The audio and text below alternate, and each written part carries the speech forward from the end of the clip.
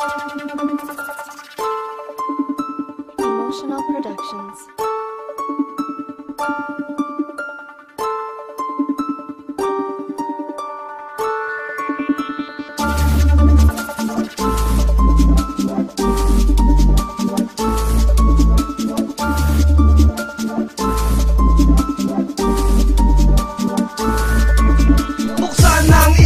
Upang maunawaan ang bawat kataga na dahan-dahang bibitawan. Ako'y pakinggan, ang kwento ko'y isa larawan. Kung entresado sa katagang kinabukasan, isa ka ba tol sa taong merong ding pangarap na di matupad kahit anong pagsusumika? Huwag mong ipilit kung baluktot ang pangungusap, hindi hadlang kung isinilang kang mahirap. Mga ngatwiran, hindi magandang dahilan, sasabihin mong mababa ang iyong pinag-aralan. Kalokohan, pag gusto gagawa ng paraan, subukan mong magbago ang shabu iyong iwasan. Imulat ang mata, isipin mo ang iyong pamilya. Paano ang umaga kung lulong ka na sa droga? Hindi pa huli upang baguhin ang sarili, at laging tandaan na sa huli ang pagsisisi. Bayong kaibigan para rin sa kabutihan, droga ay iwasan, sayang ang kinabukasan. Bayong kaibigan sana ay maunawaan, lalo na yung mga inosenteng kabataan. Bayong kaibigan para rin sa kabutihan, droga ay iwasan, sayang ang kinabukasan.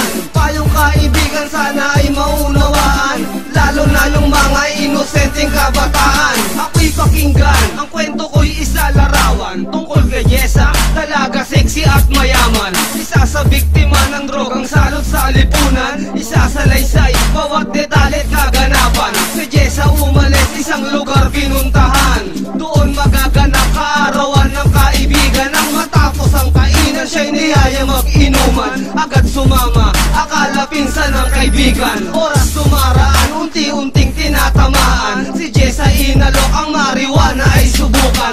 Hit ang gaga, maganda raw sa kalusugan, hindi na namalayan ng buhatin sa higaan. Saklap sa katawan, inalis ng dahan-dahan, walang kamalay-malay ang bangag pinipilahan. Nakakaawa, buhay sa droga ay nasira, nang siya ay magising, mga mata ay lumuluha. Bayong kaibigan para rin sa kabutihan, droga ay iwasan, sayang ang kinabukasan. Bayong kaibigan sana ay maunawaan, lalo na yung mga inosenteng kabataan. Bayong kaibigan para rin sa kabutihan, droga ay iwasan, sayang ang kinabukasan.